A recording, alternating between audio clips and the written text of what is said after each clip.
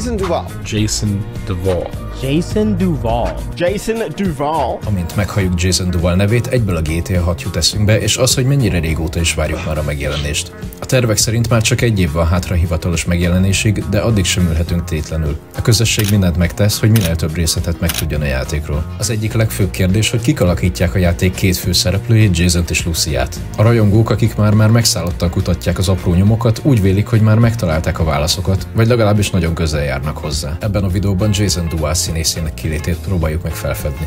Bár a karakter viselkedése és megjelenése néha emlékeztet Ryan Goslingra, sajnos nem ő az emberünk. Ellentétben a GTA 5 főszereplőivel, például Stephen Oggal vagy Ned Luke-kal, akik már ismert színészek voltak a játék megjelenésekor, Jason szerepét egy jóval kevésbé ismert színész játsza. De ki is lehet ő? Nézzük, mit tudunk jelenleg. Az elmúlt években számos név felmerült, mint lehetséges jelölt, többek között Jake Silverman, Gregory Connors, Roger Craig Smith, Troy Baker és Dylan O'Rourke. Azonban a GTA 6 második előzetese után a lista jelentősen leszűkült. A felsorolt színészek közül hárman, Troy Baker, Jake Silverman és Roger Craig Smith nyilvánosan tagadták, hogy közük lenne a Rockstar új játékához. Bár az NDA-i miatt nem is mondhatnák el az igazat, az ilyen megállapodások általában azt is tiltják, hogy egyáltalán beszéljenek a témáról. Manny L. Perez például egy korábbi videóban pont ezt a taktikát alkalmazza. Oh, Clever too. I see, when I do voiceover, sometimes I don't know what I'm doing and they just hand me a script.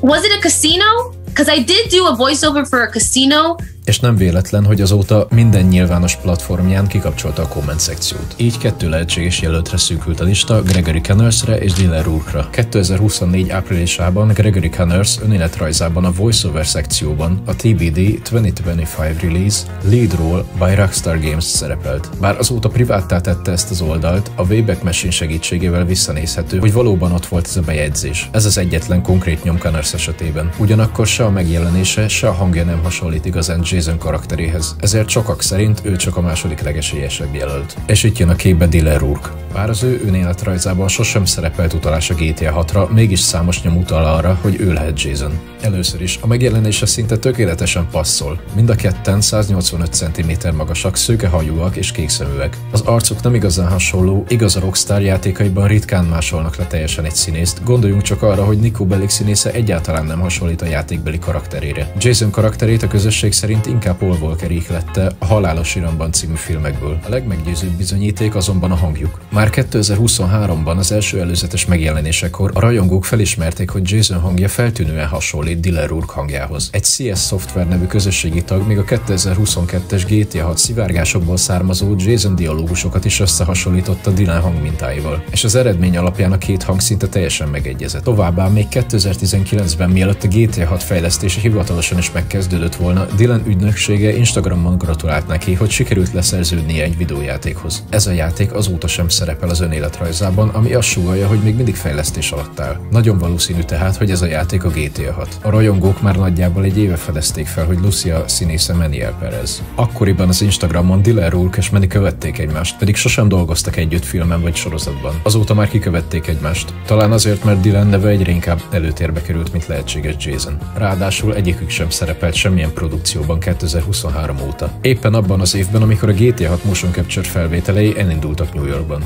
És mivel Dylan jelenleg is New Yorkban él, ez még inkább erősíti a gyanút, hogy a játék fejlesztésén dolgoztak. Összefoglalva tehát, jelenleg minden jel arra utal, hogy Dylan O'Rourke játsza Jason Duvalt a GTA 6-ban. Bár a Rockstar Games hivatalosan még nem jelentette be, a rajongók által feltárt bizonyítékok alapján szinte biztosra vehetjük, hogy ő áll a karakter mögött. Te mit gondolsz? Tényleg Dylan alakítja Jasont? Írd meg kommentben a véleményedet. Ha szeretnél még ilyen és ehhez hasonló tartalmat látni tőlem, akkor iratkozz fel és nyomd be a csengőt, hogy nem maradj le róla. Én mint mindig most is köszönöm a figyelmet, én Jack voltam, a következő videóban találkozunk, sziasztok!